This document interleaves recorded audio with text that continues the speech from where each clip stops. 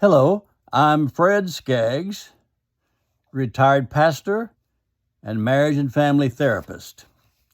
Welcome. My subject today is the shepherd's love. My text is Luke 15, highlighting verses 1 through 7. Many years ago, I was playing Ride the Horsey with my 3-year-old granddaughter. You know the game.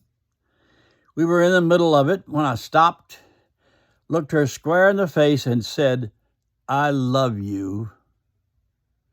She matter-of-factly replied, "I know," and started jumping up and down, wanting the ride to start again. It was almost as if she was saying, "I know that, now let's get on with more serious things." I wanted to say, "No, you don't know. I'd give my life for you in a split second. You don't understand, and you never will until you have one of your own." I began to think, that's the way it is with us and God sometimes. God says, "I love you," and we answer, "I know."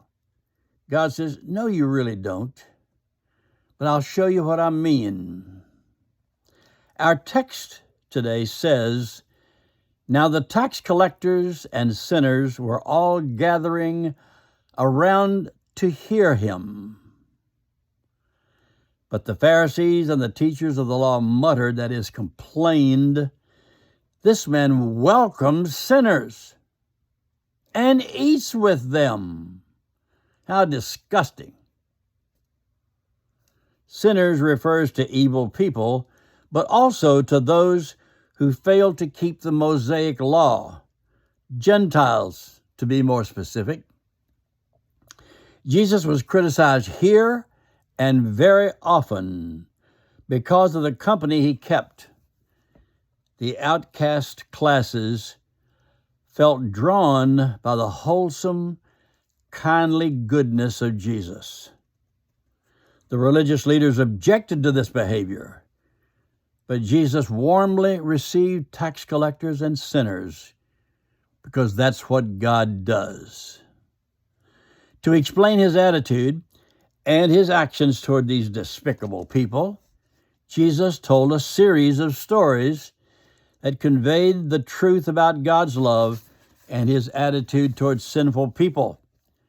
In this story, Jesus is the shepherd and humanity is the sheep that was lost. Here's what we know about a shepherd's love. First, it was a personal love. I've seen this in action. The shepherd knows his sheep individually. Most of them were named and instantly knew if one was missing. This pastoral scene illustrates the personal love of God for us as individuals. 12 times that we know of, Jesus used the analogy, "I am the shepherd and you are the sheep." John 10:11 is another one of those. This is not an insulting remark, implying that he thought of his people as dumb animals. It was a loving figure of speech. A father and his son climbed to the top of a high hill. From the summit, they could see the landscape for miles in all directions. The father said, "Son, God's love is wider than all that." The boy, with a sense of wonder in his voice, looked up at his father and said, "And to think, I'm standing right in the middle of it." That's a good thought. The shepherd's love is a personal love. He cares about you and me, and because of that, we can live every moment of every day in the center of that love. Then the shepherd's love was a persevering love. The shepherd in this story went in search of one of the flock that was missing. Sheep are prone to wander. They have poor eyesight and little sense of direction.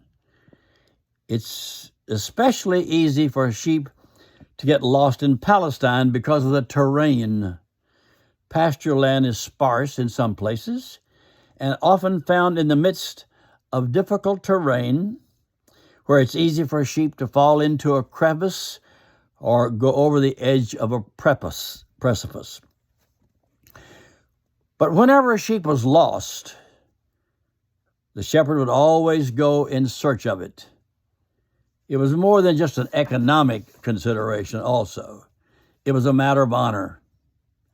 The shepherds of Palestine lived by an ancient code that dictated they not lose a member of their flock without doing everything in their power to recover it. The shepherds in Palestine have an uncanny ability to follow the tracks of wandering sheep for a long distance if necessary. There's no end to which they would not go to find and rescue the sheep that was lost. Jesus here is trying to tell us that that's the way God's love is.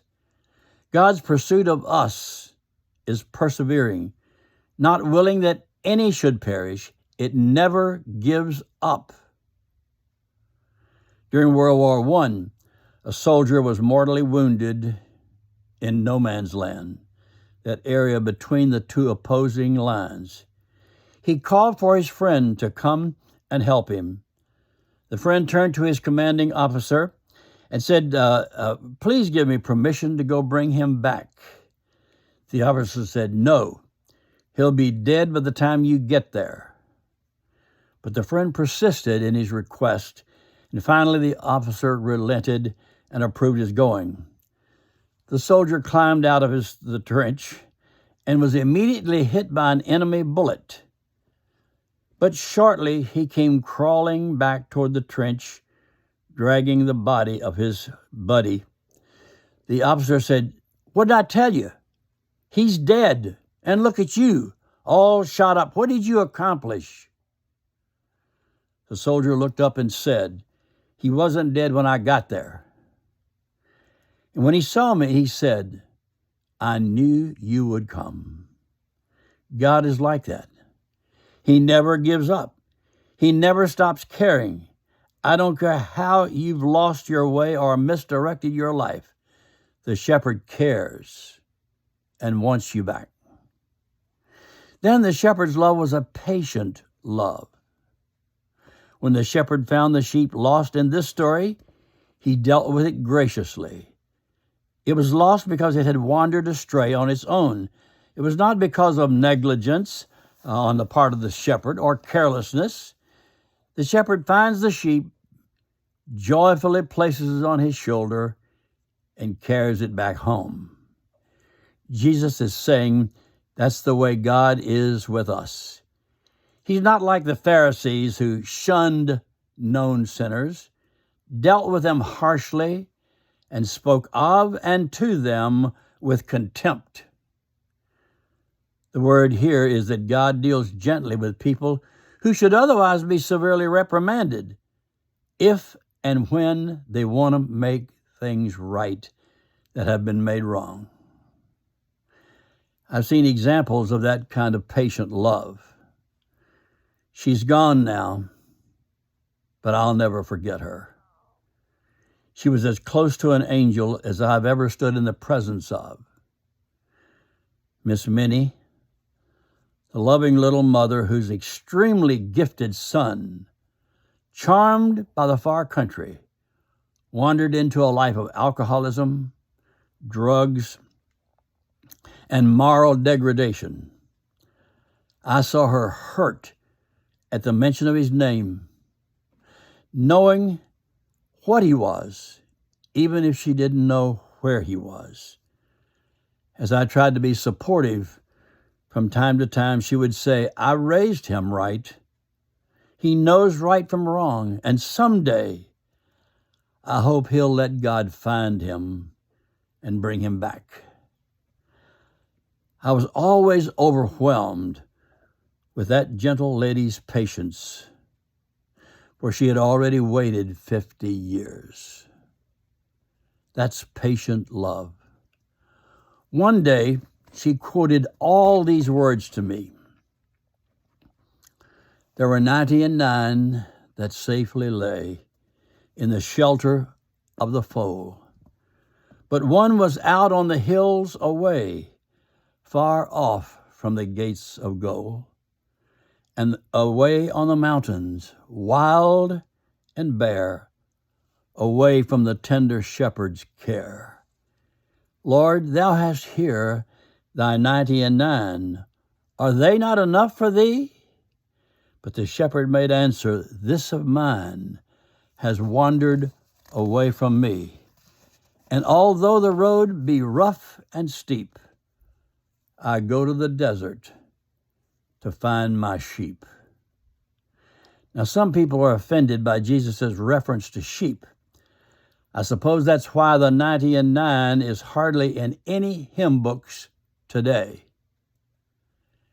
That's what the story in this text is about. Not sheep, but a patient, loving God who never stops caring. Listen to chapter 15, Luke, verse 6. And when he came home, he called together his friends and neighbors, saying to them, Rejoice with me, for I have found my sheep which was lost. God is like that. He patiently waits for us to listen to his voice, to heed his call to our lives, and to let him reign in our hearts. Luke chapter 15 has 3 stories in it that use a sheep, a coin, and a rebellious son to illustrate one great truth. You matter to God. And if your life is in spiritual disarray, however you may define that, let him find you and begin new life for you. Amen.